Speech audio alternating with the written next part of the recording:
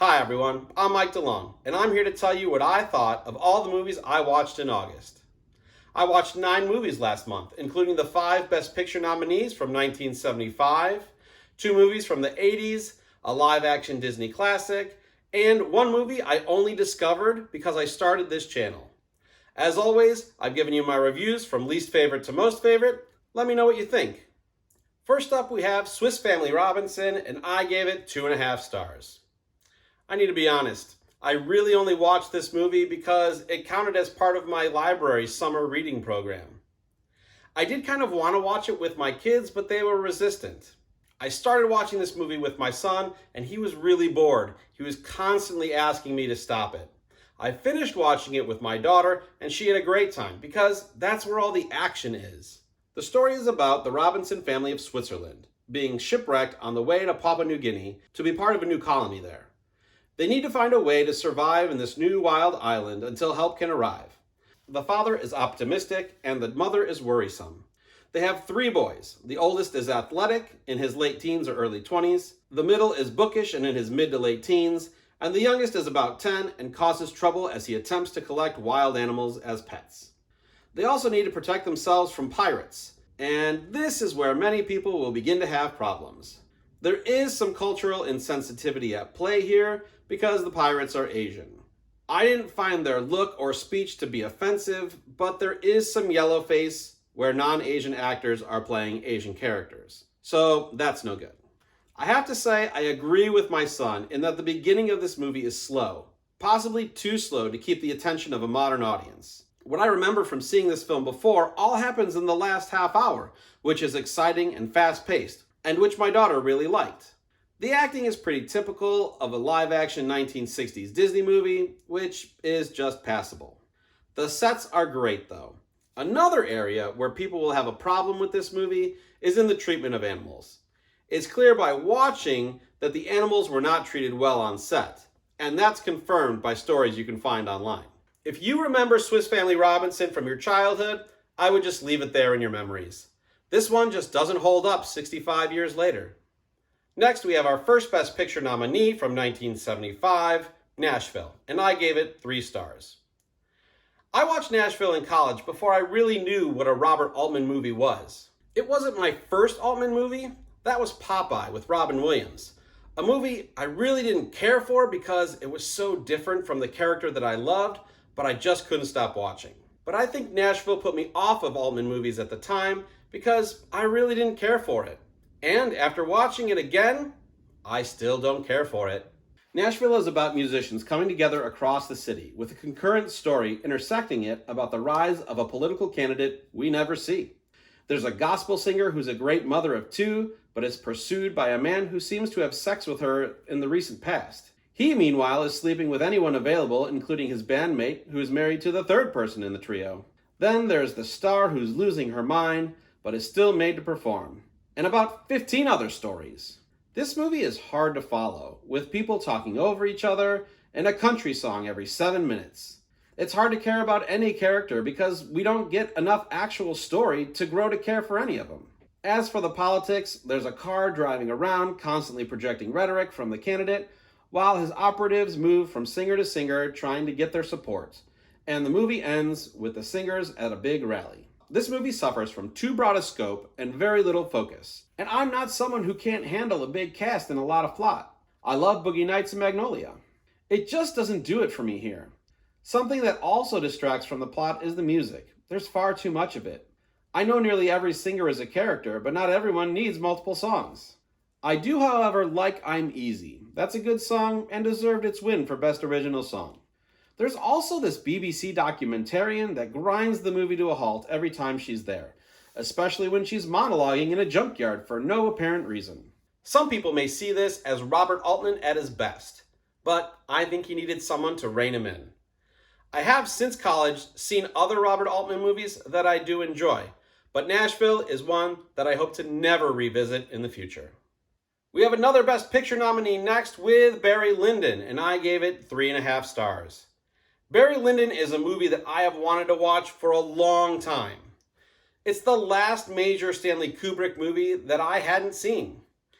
I had heard that it was lit only using natural light, and that really got me excited to see it. Unfortunately, the movie as a whole just doesn't live up to the hype. Barry Lyndon is about the life of an Irishman played by Ryan O'Neal.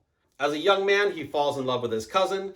Then, after a duel, he runs off, gets robbed, and joins the British Army. After he quickly gets sick of that, he runs off and becomes a con man. Then settles down with a wealthy woman who he mistreats and squanders her fortune. Next to Lolita, which I'm sure I haven't gotten through, Barry Lyndon is by far the most boring Kubrick movie. I mostly attribute this to the miscasting of Ryan O'Neal. He is wooden and emotionless through most of the movie, and don't get me started on the accent that comes and goes. The studio would only fund the movie if Kubrick used the top 10 star. There were only two options, and Robert Redford turned down the role. I think with a different actor, this could have been a much better movie. It does look amazing though. The sets and costumes are great, and I love the way everything is lit.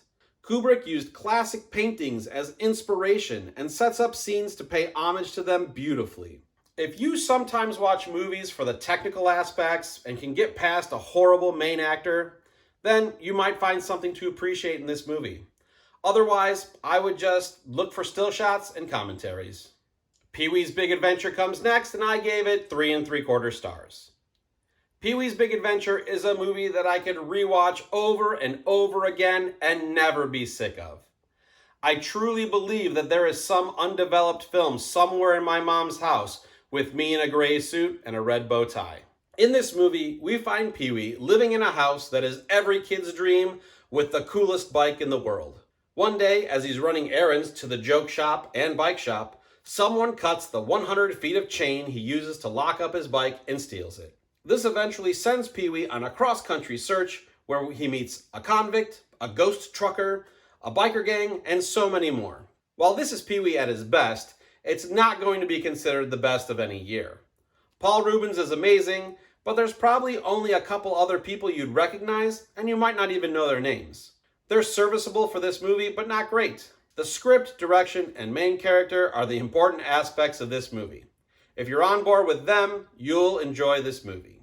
I watched Pee-wee's Big Adventure with my kids after introducing them to some episodes of Pee-wee's Playhouse. My son loved it, but my daughter claims she wasn't impressed. I must side with my son on this one. Please like this video and subscribe to my channel for future reviews and to find out what's coming to a streaming service near you. Next, we have The Naked Gun from the Files of Police Squad, and I gave it 4 stars. I have loved The Naked Gun ever since I first saw it, probably at the age of 9. I'm very skeptical of the new movie, so I decided to rewatch the classic. Frank Drebin, played wonderfully by Leslie Nielsen, and the rest of Police Squad must stop the assassination of Queen Elizabeth II. This movie is at least a laugh a second, and they all hold up. The puns are great, the sight gags are great, the double entendres are great, and even just looking around the background of a scene can provide a huge laugh. There is a chance with older comedies that jokes about women and homosexuals will age like milk, but even here, they still work. Everyone is at their absolute best in this movie. Ricardo Montalban, Priscilla Presley, and OJ didn't kill anyone. If you want to rewatch this one, you can find it on Paramount Plus or your local library. You won't be disappointed. Dog Day Afternoon comes next, and I gave it 4 1/4 stars. Dog Day Afternoon is a movie I always meant to see, but just never did. I actually think I started watching it once, but didn't finish it. Now that I've watched all the Best Picture nominees for 1975, I made the time. Dog Day Afternoon is about 2 bank robbers, played by Al Pacino and John Cazale, doing a job where everything goes wrong. First, a third partner in the robbery gets cold feet and runs off. The armored car took money from the bank instead of leaving the money there, so there's not much to steal. Al Pacino's Sonny lights a fire, and people outside see the smoke. Then, the police show up much quicker than expected. Sonny becomes popular with spectators with his firebrand attitude, while John Cazale's Sal is quiet, brooding, and on edge. This is really a good movie. It's got a great screenplay, which it won awards for, and the acting is very good for the most part. It does come apart for me a little bit when Chris Sarandon's Leon comes into the movie. The whole reason for the heist is so that Sonny can pay for Leon's sex change operation, and something about the portrayal just didn't sit right with me. Sarandon was nominated for Best Supporting Actor, but the performance just doesn't feel right.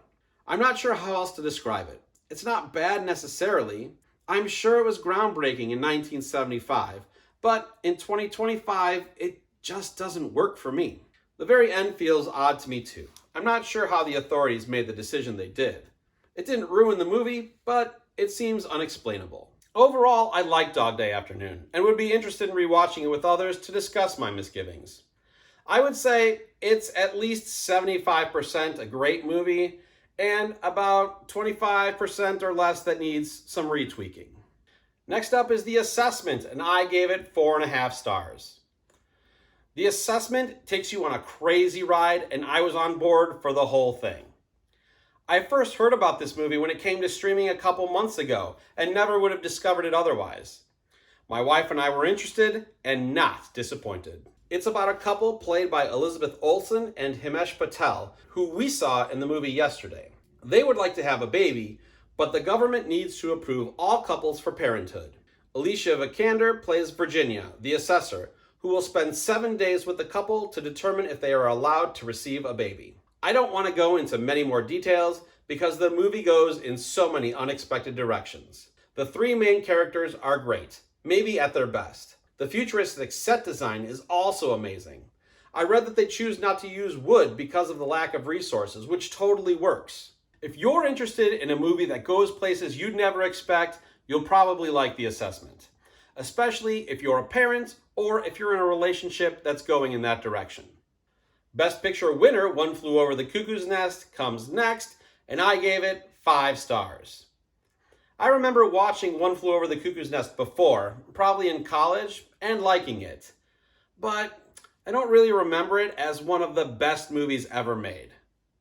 I was wrong. On this rewatch, my skepticism was overcome with appreciation for every aspect of this movie. Jack Nicholson plays R.P. McMurphy, a troubled man with a history of violence who has been in and out of the penal system. He decides to pretend that he's crazy to get out of another prison sentence. However, he finds out that prison may be easier to handle than a psychiatric hospital with Nurse Ratched in charge. He challenges authority and actually helps the men in his ward, but these challenges come with a high price. Every scene in Cuckoo's Nest is great, from the baseball game to the fishing boat. The script is impeccable. Nicholson is wonderful, earning himself the Best Actor Oscar on his 3rd consecutive nomination. Louise Fletcher is amazing here too, though I'm not sure I'd call Nurse Ratched one of the greatest movie villains of all time. And the supporting cast is great too.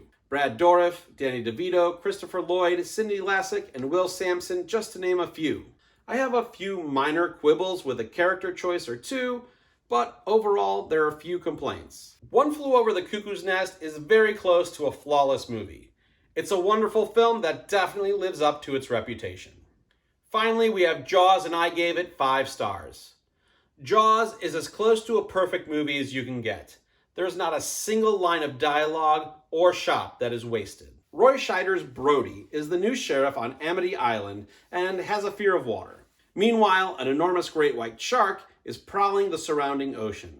Brody has to balance getting the truth out and supporting the local tourism economy. Eventually, he teams up with a marine biologist, played by Richard Dreyfuss, and a local fisherman with a grudge against sharks, played by Robert Shaw, to hunt and kill the monster. Every scene in this movie has so much value, from the quiet scene where Brody's son is imitating him at the table to the final battle. The editing is top-notch. The characters are fully realized and played impeccably. Amazingly, the shark doesn't look too bad either. I don't think that Jaws will ever fail to be an amazing movie.